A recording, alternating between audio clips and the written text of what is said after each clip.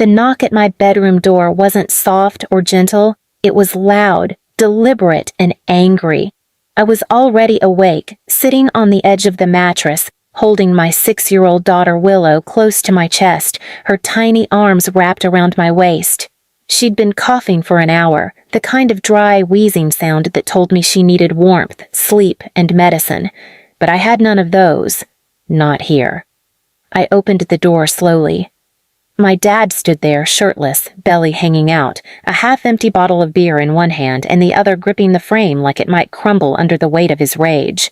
"You know what time it is?" he spat. "I do," I said, voice low, "but Willow's sick. I was just trying to—" "I don't care if she's on her deathbed," he barked. "You're in my house, and my house doesn't shelter leeches. If you want heat, pay rent. If you want medicine, get a damn job." Behind him, my mom leaned against the wall with her arms crossed, her expression unreadable. But I saw it, just behind her silence, a flicker of cold satisfaction. "Please subscribe to our channel and tell us in comments from where are you watching this video?" "Mom, please," I whispered. "She's just a little girl. Just let her stay warm for tonight. I'll take her to the clinic in the morning." That's when she said it. "Trash sleeps outside." I thought I misheard. I blinked. "What?" "You heard me," she said, voice hard. "You're the one who chose to open your legs and have a baby at 19. You're the one who thought you knew better than your family. Now live with it." She took a slow sip from her wine glass and stared me down like I was something on the bottom of her shoe. I turned back into the room and grabbed Willow's coat. Her face was pale, flushed from fever, and her eyes looked too big for her little face. "Are we going on a trip again?" she asked softly. I choked down the sob clawing at my throat. "Yeah, baby. Just for a little while." By the time we reached the bottom of the stairs, my sister Ava was standing at the top, arms folded, hair perfectly curled from whatever party she'd just come home from. She smirked and said, "Finally, I thought they'd never throw you out. Thought maybe they were getting soft." She laughed. Actually laughed. Willow looked up at her, confused. "Aunt Ava, are you happy?" Ava grinned wider. "Oh, sweetheart, I'm thrilled. Mommy's finally learning where she belongs." I opened the door and the wave of cold hit us like a slap. "Don't slam it," my mom called as we left. "We don't want to wake the neighbors with your drama." I closed it gently. Outside, it was 42 degrees and dropping. The street was silent, streetlights buzzing like dying bugs. I wrapped Willow tighter in the blanket I'd snuck out with and kept walking. There was nowhere to go. No friend who hadn't already distanced themselves from the girl who ruined her future. No extended family who hadn't made their opinions clear. My phone had 7% battery. I sat down on the edge of a closed gas station's curb and held Willow while she drifted into a shallow, fevered sleep. I stared up at the moon. They threw me out like garbage. "And Ava?" Ava laughed. "She always got everything, her own apartment, a car. Dad paid for her degree. Mom helped her furnish her place like she was royalty. When I asked for a $20 copay for Willow's checkup, I got a lecture on personal responsibility." That night, as I sat under a broken street lamp with my sick daughter clinging to me, I made a decision. I was done begging. I was done asking. They called me trash. I'd show them what it looked like when trash turned to fire. And next time the lights went out, it wouldn't be on me. It would be on them. And this time, nobody would be home to turn them back on. I didn't sleep that night. Willow did, eventually, her feverish little body finally curling into mine under that thin blanket, as the wind hissed through the cracks of the bus shelter we found an hour after being kicked out. But I sat upright, teeth clenched so hard my jaw ached, phone cradled in my frozen hand. 6% battery. I turned it off. No one was coming, and I didn't want their pity calls anyway. By morning, Willow was still burning up. Her cheeks were pink, lips cracked. I used my last $5 to buy a bottle of off-brand children's fever medicine from a corner store and begged the clerk for a cup of water. I gave her the dose, wiped her face, and whispered, "I'm gonna fix this, I swear." I meant it. That day, I went into full survival mode. We found a temporary shelter that let us stay a few nights.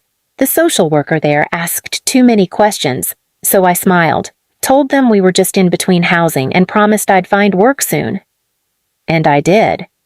At a diner on the edge of town, the kind of place that only hired if you walked in looking desperate and promised to work weekends. I scrubbed tables, restocked syrup bottles, and cleaned toilets during the graveyard shift. Willow stayed with a kind woman from the shelter during my hours. I didn't rest. I didn't cry. I planned. Every shift, every dollar saved, every quiet conversation I heard from people with money, power, or shady connections. I listened. I learned. And 2 months later, I got a second job, receptionist at a small HVAC company. You read that right, heating and cooling systems.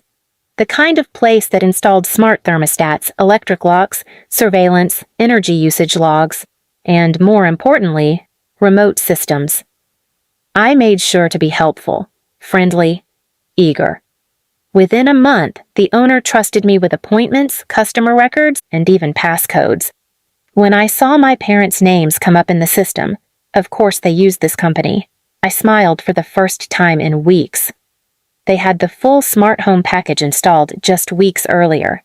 Ava's name was listed as a backup user. Of course! I copied everything. I knew their schedules. Dad was always home around 6:30 p.m., beer in hand by 6:35. Mom took her wine out to the patio by 8. Ava came home late, spent hours in her room blasting music, and never locked the windows. I waited 2 more weeks, played it safe. Then, on the hottest weekend in July, a record-breaking heat wave in our region, I made my move. Friday afternoon, I remotely triggered a system glitch. Their AC shut off. I watched as calls came in, complaints filed. System is cycling too high, house feels like a furnace. I answered the call from my end. Hi. Yes, I see the issue. We're sending someone on Monday. Monday. 3 days of 100+ temperatures with no cooling, but I wasn't finished. Saturday night, I set the electric blinds to lock closed. Then I reduced their thermostat to heating mode and locked the override. Inside, the temperature rose to 94, then 97, then 101. I knew what I was doing. The system had a safety shutoff just before 106, but it wouldn't come to that. Because the next morning I showed up. Not as a daughter, as the technician. I rang the bell in my branded polo shirt and clipboard. Mom opened the door, her hair slicked with sweat, shirt clinging to her chest. You? She blinked. Hi, I said sweetly. Here to fix the furnace issue. I hear it's been unbearable. Dad stumbled into the frame, red-faced and furious. It's a damn oven in here. Your stupid company screwed us. Oh no, I gasped. That sounds awful. Must be, what's the word? I tilted my head. Trashy? They froze. I pushed my way inside. The air smelled like melted plastic and sour wine. I walked over to the smart panel. Oh, seems the override was tripped. Who would have done that? Mom's eyes narrowed. You little... Careful, I said, tapping the screen. We wouldn't want the power to go out too, would we? Might take days to get someone out. You know how backlogged we are during summer. They stared at me. Willow was standing in the doorway. I'd brought her with me this time. Ava came stumbling down the stairs, makeup running, hair a mess. She blinked. You? What the hell are you doing here? I smiled wider. I just wanted to return the favor. Ava scoffed. Well, what are you even talking about? You laughed when we were thrown out. Remember that? She didn't answer. I do. Willow does too. And guess what? I've got the admin codes now. Every beep, every flicker. Every night you wake up sweating. It'll be me. I tapped my badge on the thermostat. And by the way, your security cameras? I looped the footage. You can scream all you want, but no one's watching. Dad lunged toward me. I raised the clipboard and smiled. This? This is just a visit. Next time I'll be pressing charges. Want to know how many labor laws you violated kicking out a miner with a fever into the cold? He froze. Didn't think about that, did you? I turned toward the door, took Willow's hand, and paused just before stepping out. Oh, and Mom? She turned slowly. Next time you see a photo album missing someone's face, don't bother calling me. That page burned. It took them 2 more weeks to realize I was serious. At first, they thought I was bluffing, thought the broken system was just a coincidence, thought I'd flinch like I always had. But then, the coincidences kept piling up. Ava's music system would randomly start playing static at 3 a.m. The hot water in the master bathroom would suddenly run ice-cold mid-shower. Lights would flicker at the exact moment Mom would open her wine cabinet. Sometimes the entire house would lock itself for 10 minutes straight while the air conditioning stayed disabled and the thermostat silently rose. It didn't take long before Mom called me. Not crying, not yelling. Begging. "You made your point," she rasped. "Turn it off." "Oh, I thought you liked the heat," I said sweetly. "Didn't you say I needed to sweat out my attitude?" "It's dangerous," she snapped. "We could die in here." "You didn't seem to mind when it was me and Willow in the heat with nothing but the clothes on our backs." There was silence. "Please," she whispered. "I was wrong." "No," I said, my voice sharp now. "You were honest. That was the worst part. That's how you really felt." I hung up. I didn't hear from them again for a while. But word spread. I wasn't quiet anymore. People who used to call me the dramatic daughter, the emotional one, started learning what happened that night, because I started talking, at church, at work, at community events, the real story, the truth.